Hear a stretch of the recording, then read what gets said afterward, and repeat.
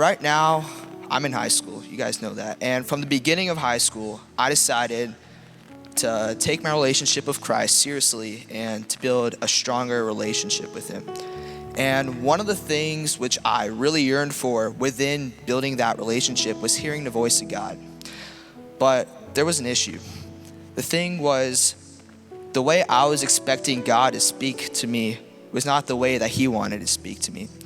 So I would spend many nights praying, yearning for the voice of God, expecting it to sound like a mighty voice from heaven, like what Moses heard at the burning bush.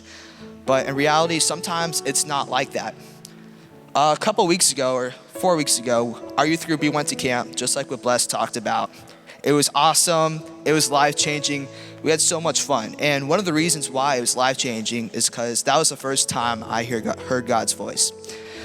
So, over camp, one thing I was praying for specifically was guidance for my future, because I have college applications coming up, trying to figure out what I'm going to major in and who I'm going to be when I grow up.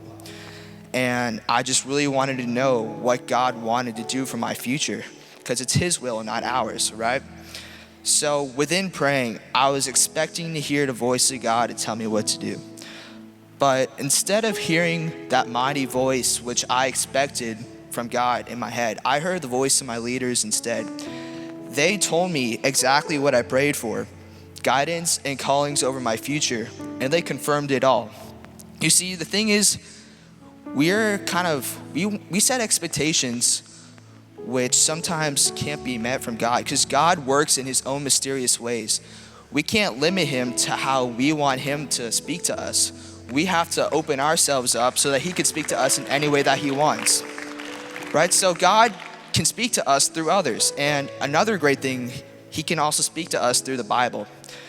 2 Timothy chapter 3, verse 16, it says that the Bible is there for correction, for righteousness, for rebuking, all of that.